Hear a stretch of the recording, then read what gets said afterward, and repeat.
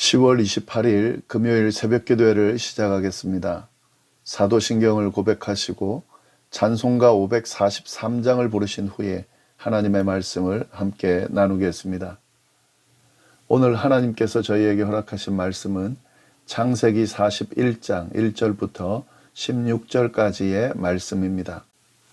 만 2년 후에 바로가 꿈을 꾼즉 자기가 나일 강가에 서 있는데 보니 아름답고 살찐 7 암소가 강가에서 올라와 갈밭에서 뜯어먹고 그 뒤에 또 흉하고 파리한 다른 7 암소가 나일 강가에서 올라와 그 소와 함께 나일 강가에 서 있더니 그 흉하고 파리한 소가 그 아름답고 살찐 7 소를 먹은지라.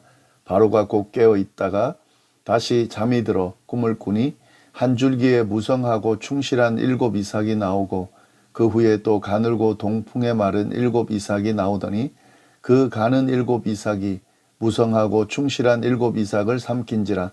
바로가 깬즉 꿈이라. 아침에 그의 마음이 번민하여 사람을 보내어 애굽의 점술가와 현인들을 모두 불러 그들에게 그의 꿈을 말하였으나 그것을 바로에게 해석하는 자가 없었더라. 술 맡은 관원장이 바로에게 말하여 이르되 내가 오늘 내 죄를 기억하나이다. 바로께서 종들에게 놓아사 나와 떡 굽는 관원장을 친위 대장의 집에 가두셨을 때에 나와 그가 하룻밤에 꿈을 꾼즉 각기 뜻이 있는 꿈이라. 그곳에 친위 대장의 종된 히브리 청년이 우리와 함께 있기로 우리가 그의 말하매 그가 우리의 꿈을 풀되 그 꿈대로 각 사람에게 해석하더니 그 해석한 대로 되어 나는 복직하고 그는 매달렸나이다. 이에 바로가 사람을 보내어 요셉을 부르매 그들이 급히 그를 옥에서 내어 놓은지라. 요셉이 곧 수염을 깎고 그의 옷을 갈아입고 바로에게 들어가니 바로가 요셉에게 이르되 내가 한 꿈을 꾸었으나 그것을 해석하는 자가 없더니 들은즉 너는 꿈을 들으면 능히 푼다 하더라. 요셉이 바로에게 대답하여 이르되 내가 아니라 하나님께서 바로에게 편안한 대답을 하시리이다. 아멘. 요셉의 인생을 돌아보면 꿈이 그의 인생 스토리를 끌어간다는 것을 알 수가 있습니다. 오죽했으면 그의 별명이 꿈꾸는 자였겠습니까? 그는 어릴 때 꾼 꿈 때문에 형들의 시기를 받게 되었습니다. 그래서 노예로 팔리고 감옥에 갇히게 되었습니다. 그런데 그는 감옥에 갇혀서 다른 사람의 꿈을 해석해 주게 됩니다. 그리고 그것을 통해 그가 감옥에서 나오는 실마리가 주어지게 됩니다. 오늘 본문에도 꿈 이야기가 나옵니다. 바로 왕이 꾼 꿈에 대한 내용입니다. 이 꿈은 요셉의 인생에 있어서 큰 전환점을 맞게 하는 결정적인 계기가 되는데요. 어떤 내용인지 한번 보도록 하겠습니다. 1절을 보시면 만 2년 후에 라고 시작을 합니다. 이는 요셉이 술 맡은 관원장의 꿈을 해석해주고 그 해석대로 그가 복직한 이후를 말합니다. 그때로부터 만 2년의 세월이 흘렀다는 이야기입니다. 이 기간은 크게 두 가지의 의미를 부여해주고 있는데요. 먼저 요셉이 2년 동안 잊혀졌다는 의미가 있습니다. 요셉은 술 맡은 관원장이 복직할 것을 알고 그에게 간곡히 부탁을 했습니다. 복직하면 자신의 억울함을 바로에게 꼭 알려주어서 감옥에서 꺼내달라고 부탁했습니다. 그런데 그는 복직하자마자 요셉을 기억하지 못하고 잊어버렸습니다. 그로부터 2년의 세월이 흘렀다는 이야기입니다. 이 기간은 요셉이 더 이상 술 맡은 관원장에게 기대를 하거나 희망을 가지지 못할 만한 기간이 됩니다. 사람을 의지했지만 그가 도움이 전혀 안 된다는 사실을 충분히 깨달을 수 있는 그런 기간으로서의 의미가 있습니다. 또 한 가지 더 의미는 요셉이 2년이 지나서야 기억이 되었다는 의미도 포함되어 있습니다. 요셉은 2년이 지났지만 잊혀지지 않았고 기억되었다는 이야기죠. 바로의 꿈으로 인해 술 맡은 관원장이 요셉을 기억하는 기회가 주어졌습니다. 이 말은 결국 하나님이 절대 당신의 백성을 잊지 않고 기억한다는 의미가 이 안에 담겨 있는 것이요. 그래서 사람이 아니라 하나님을 의지해야 된다는 사실을 이 기간을 통해서, 이 기간이 담고 있는 의미를 통해서 우리가 깨달을 수 있게 됩니다. 이처럼 만 2년이 지난 후에 바로가 꿈을 꾸게 되는데요. 그 꿈의 내용이 2절부터 7절까지의 말씀입니다. 그 내용을 보시면 바로는 두 가지 꿈을 꾸었는데 첫 번째는 암소가 등장하는 꿈을 꾸었습니다. 그가 나일 강가에 서 있었는데 아름답고 살찐 암소 7마리가 강가에서 올라와 갈대풀을 뜯어먹고 있었습니다. 그런데 그 뒤에 흉하고 마른 암소 7마리가 뒤따라 강에서 올라와 그 옆에 서 있더니 그 흉하고 마른 암소들이 아름답게 생긴 살찐 암소 7마리를 잡아먹었다 하는 그런 꿈입니다. 그리고 바로가 잠시 잠에서 깨어났는데 이것이 첫 번째 꿈의 내용입니다. 두 번째 꿈에는 이삭이 등장하는 꿈입니다.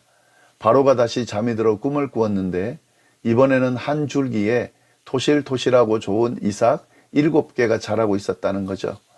그런데 보니까 마르고 동풍에 시든 이삭 7개가 이어서 나오더니 토실토실하고 굵은 이 이삭 7개를 삼켜버렸다 하는 꿈의 내용입니다. 이것이 두 번째 꿈의 내용입니다. 이러한 꿈을 꾼 바로는 아침에 일어나 마음이 편치가 않았습니다. 그리고 그 꿈의 의미가 무엇인지 궁금했습니다. 그래서 사람들을 보내어 자신의 꿈을 해석할 만한 전문가들을 불렀습니다. 그런데 누구도 그 꿈을 해석하지 못했습니다. 8절 말씀입니다. 아침에 그의 마음이 번민하여 사람을 보내어 애굽의 점술가와 현인들을 모두 불러 그들에게 그의 꿈을 말하였으나 그것을 바로에게 해석하는 자가 없었더라. 당시에는 신들이 종종 왕의 꿈을 통해서 계시한다고 여겼기 때문에 왕이 꿈을 꾸고 그것을 해몽한다는 것은 대단히 중요한 일이었습니다. 바로가 지금 꿈을 꾸고 그 꿈의 의미를 발견한다는 것은 아주 중요한 일이죠. 그래서 그 꿈을 해석할 수 있는 그 나라에 있는 모든 전문가들을 불러서 그 꿈을 말했습니다. 그런데 아무도 그 꿈을 해석할 수가 없었다는 거죠. 아주 곤란한 상황이 그들에게 벌어졌습니다. 그런데 그때 무슨 일이 일어났습니까? 9절 말씀입니다. 술 맡은 관원장이 바로에게 말하여 이르되 내가 오늘 내 죄를 기억하나이다. 그때 바로가 꿈을 꾸고 그 꿈을 해석할 자가 아무도 없을 때를 의미하는 거죠. 왕의 꿈이기 때문에 꼭 해몽해서 그 의미를 알아야 하는데 그것을 해몽할 사람이 아무도 없을 그때에 술 맡은 관원장이 등장합니다. 그리고 그때 그가 요셉을 기억해내고 그를 바로에게 추천하게 됩니다. 이 술 맡은 관원장의 고백을 보면 흥미롭죠. 그는 이렇게 말했죠. 내가 오늘 내 죄를 기억하나이다. 이 말은 오늘에야 제가 그동안 잊고 있었던 잘못이 생각났습니다 하는 말입니다. 다시 말해 요셉의 존재를 기억했다는 거죠. 그는 요셉을 기억했어야 했습니다. 그에게 은혜를 입었기 때문에요. 또 그에게 부탁을 받았기 때문에요. 그를 기억했어야 함에도 불구하고 그는 요셉을 잊어버렸습니다. 그 부분이 잘못되었다는 사실을 인정하면서 그는 그의 죄를 고백하면서 요셉을 바로에게 소개하고 있습니다. 자신에게 일어난 일이 무엇인지를 알려주면서 요셉이 당신의 꿈을 해석해 줄 것이라고 믿고 그렇게 바로에게 소개하고 있는 거죠. 10절부터 13절까지의 말씀입니다. 바로께서 종들에게 노하사 나와 떡 굽는 관원장을 친위대장의 집에 가두었을 때에 나와 그가 하룻밤에 꿈을 꾼즉 각기 뜻이 있는 꿈이라. 그곳에 친위대장의 종된 히브리 청년이 우리와 함께 있기로 우리가 그에게 말하매 그가 우리의 꿈을 풀되 그 꿈대로 각 사람에게 해석하더니 그 해석한 대로 되어 나는 복직되고 그는 매달렸나이다. 이 말을 들은 바로가 바로 요셉을 부릅니다. 요셉을 부르는 모습을 보면 지체함이 없죠. 그 부름에 요셉은 감옥에서 나와 바로 앞에 서게 됩니다. 14절 말씀입니다. 이에 바로가 사람을 보내어 요셉을 부르매 그들이 급히 그를 옥에서 내놓은지라 요셉이 곧 수염을 깎고 그의 옷을 갈아입고 바로에게로 들어가니. 비록 2년의 세월이 흘렀지만 사실은 그때가 바로 하나님의 때였다는 사실을 우리가 알 수 있게 됩니다.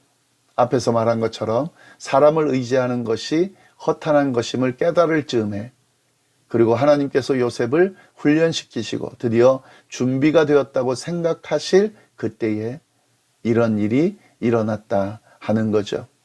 요셉이 감옥에서 나와 바로 앞에 갈 때 어떤 모습이었는지를 잘 한번 보시기를 바랍니다. 요셉이 곧 수염을 깎고 그의 옷을 갈아입고 바로에게로 들어가니. 요셉은 지금까지 그의 옷을 벗으면서 역경이 이어졌습니다. 형들이 채색 옷을 벗기고 요셉을 팔았죠. 보디발의 아내가 요셉 옷을 벗기고 그 이후에 억울한 누명을 쓰고 감옥에 갇히게 됐죠. 그런데 이제 어떻게 됐다는 겁니까? 다시 옷을 갈아입었다는 거죠.